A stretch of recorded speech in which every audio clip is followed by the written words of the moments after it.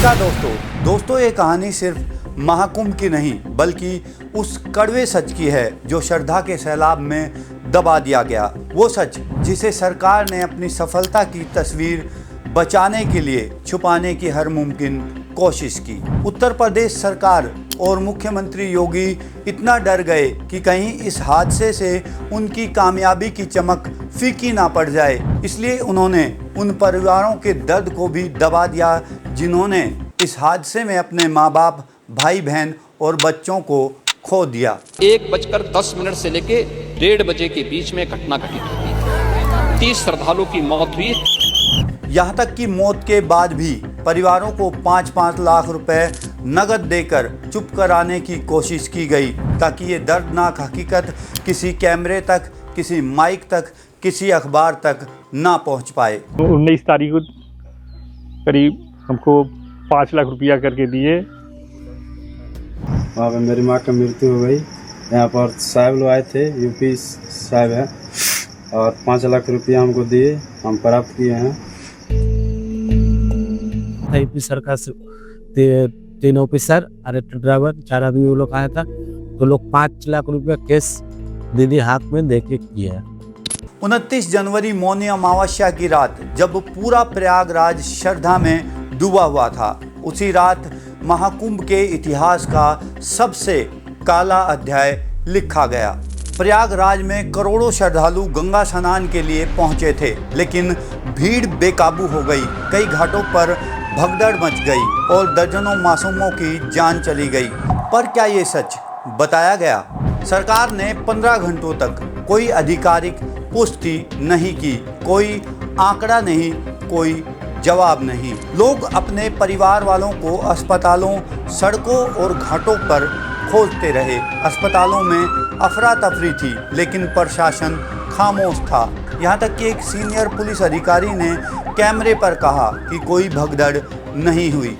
11:47 पर देश के प्रधानमंत्री नरेंद्र मोदी ने ट्वीट कर हादसे पर खेद जताया, लेकिन उसके बाद भी उत्तर प्रदेश सरकार खामोश रही। रात 8 बजे मुख्यमंत्री योगी पहली बार मीडिया के सामने आए और स्वीकार किया कि भगदड़ हुई है और 30 लोगों की मौत और 36 लोग घायल हुए हैं। लेकिन सवाल यहीं से उठने लगे। जहां कुछ मीडिया ने सच दिखाने की कोशिश की, वहीं गोदी मीडिया सरकार की व्यवस्थाओं की तारीफ करने में लगी रही। किसी ने कोई सवाल नहीं किया। पिछले 15 दिनों में 14 करोड़ लोग स्नान कर चुके हैं। 14 करोड़ लोग, ये वर्ल्ड रिकॉर्ड है।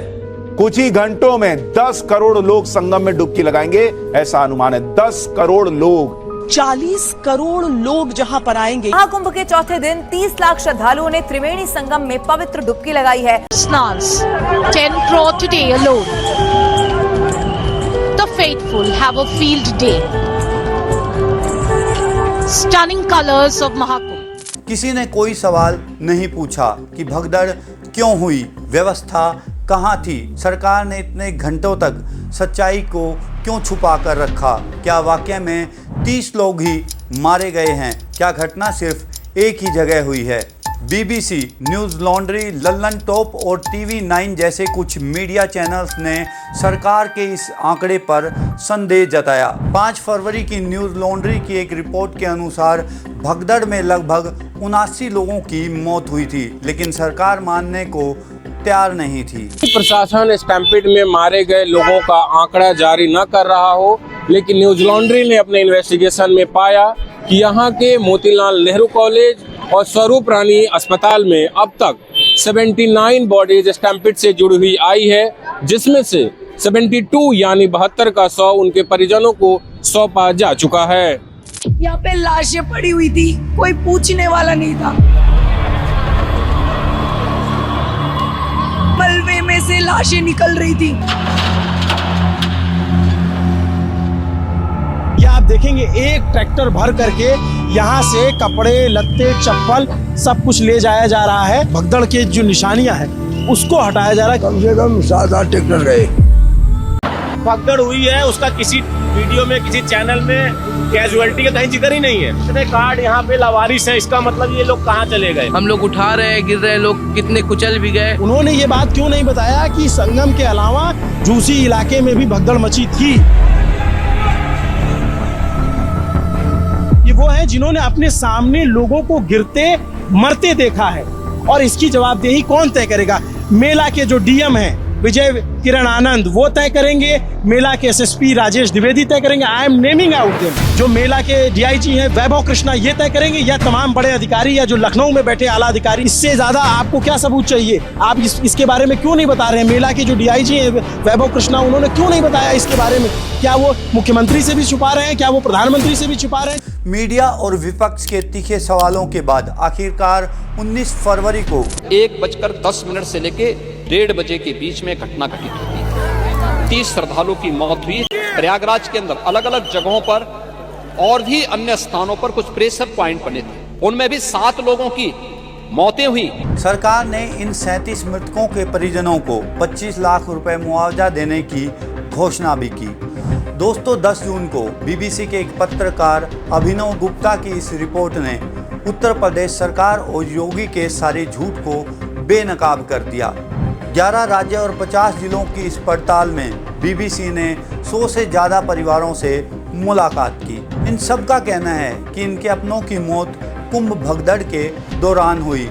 बीबीसी के पास इसके पुख्ता सबूत और विवरण मौजूद हैं कि कम से कम इन भगदड़ों में 82 लोगों की मौत हुई है। जो परिवार पुख्ता सबूत नहीं दे पाए, बीबीसी ने उनके मृतकों को इस 82 लोगों की लिस्ट में शामिल नहीं किया। 29 जनवरी को कुंभ में अलग अलग हुई भगदड़ में मारे गए लोगों में ये 36 लोग वो हैं जिनकी मौत को यूपी सरकार ने कुंभ भगदड़ में माना और 25-25 लाख रुपए का मुआवजा भी दिया। और ये 26 मृतक वो हैं जिनकी मौत को यूपी सरकार ने कुंभ भगदड़ में नहीं माना, पर इनके परिजनों को यूपी पुलिस ने घर घर जाकर 5-5 लाख रुपए नगद दिए और कुछ कागजात पर साइन करवा लिया। यूपी सरकार से 3 ऑफिसर और एक ड्राइवर 4 आदमी वो लोग आया था, तो लोग 5 लाख रुपया केस दीदी हाथ में दे के किया। 19 तारीख को करीब हमको 5 लाख रुपया करके दिए। बाकी बचे इन 19 मृतकों के परिजनों को कोई आर्थिक सहायता नहीं मिली। बीबीसी का ये दावा मृतकों के परिजनों से हुई बातचीत पर आधारित है। बीबीसी ने 5-5 लाख रुपए नगद पाने वाले जिन 26 परिवारों का जिक्र किया है, उन सभी 26 मृतकों के नाम मोतीलाल नेहरू मेडिकल कॉलेज की उस सूची में शामिल है, जिसे न्यूज़ लॉन्ड्री ने फरवरी महीने में एक रिपोर्ट के दौरान उजागर किया था। 29 जनवरी की सुबह से दोपहर के बीच यहाँ कुल 6900 लाए गए थे। हमने तब पाया था कि यहाँ से परिजनों को बिना पोस्टमार्टम के 100 सौंपे गए थे। मोतीलाल नेहरू कॉलेज में जो 6900 लाए गए थे उसकी लिस्ट न्यूज़ लॉन्ड्री के पास है। इसमें से एक मृतक को लावारिस करार देते हुए पुलिस ने उसका अंतिम संस्कार कर दिया। बाकी 6800 उनके परिजनों को सौंपे गए थे। सुरक्षा में लगे 50,000 से ज़्यादा जवान और आसमान से नज़र रखते 100 से ज़्यादा ड्रोन, 3000 सीसीटीवी कैमरे, इन कैमरों की निगरानी के लिए 300 से ज़्यादा एक्सपर्ट, किसी भी इमरजेंसी के लिए तैनात एयर एम्बुलेंस समेत 150 एम्बुलेंस होने के बाद भी इस भगदड़ में फंसे लोगों तक मदद टाइम पर नहीं पहुंची। कुंभ भगदड़ के 4 महीने बीत जाने के बाद भी यूपी सरकार ने मृतकों की आधिकारिक सूची जारी नहीं की। क्यों भगदड़ में मारे गए एक भी आदमी का पोस्टमार्टम नहीं किया गया? यूपी पुलिस इतना नगद पैसा कहां से लाई और किसके कहने पर यह पैसा बांटा गया? सवाल और भी बहुत हैं जिनके जवाब मिलने अभी बाकी हैं। ये एक ऐसा दौर है दोस्तों जहां आस्था का उत्सव मनाया जाता है और मौत पर पर्दा डाला जाता है और उसके बाद कहा जाता है कि सब कुछ नियंत्रण में है। आज के लिए बस इतना ही। मिलते हैं एक नए एपिसोड में एक नई कहानी के साथ। तब तक के लिए जय हिंद, जय भारत।